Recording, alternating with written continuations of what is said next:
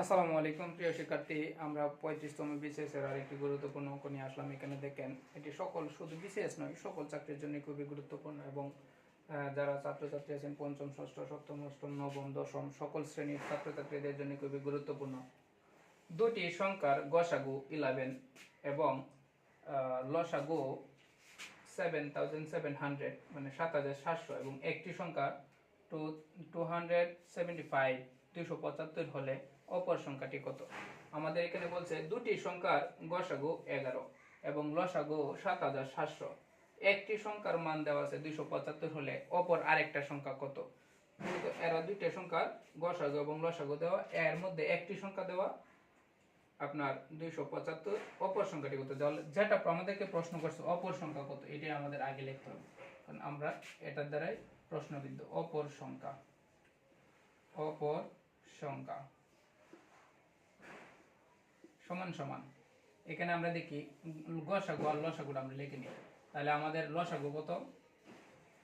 লসাগু এদিকে দেখেন, লসাগু ইন্টু গসাগু, ভাগ হচ্ছে একটি সংখ্যা, ভাগ হচ্ছে একটি সংখ্যা।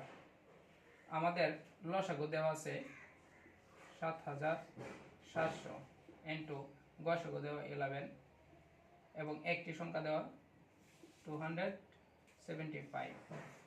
এখন আমাদের অপর সংখ্যা দিক দিয়ে বের হইতেছে কি আমাদের অপর সংখ্যা। তাহলে আমাদের যদি এখানে ভাগ করি 7700, আপনারা ক্যালকুলেটরে উপরের সংখ্যা আগে লিখবেন, 7700 ভাগ 275, উত্তর আসবে 28। 7700 কে 275 দ্বারা ভাগ করলে 28। এই 28 আর 11 যদি আমরা গুণ করি হয় 308। ঠিক আছে, এটাই হচ্ছে আমাদের অপর সংখ্যা।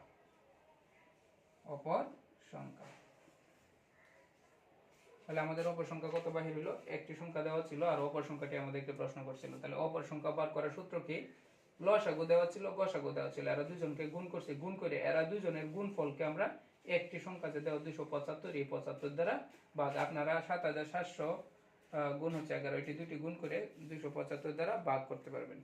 তাহলে আমরা আগে 7700 কে 275 দ্বারা ভাগ করছি, উত্তর হয় 28। 28 দ্বারা 11 কে গুণ করছি 308।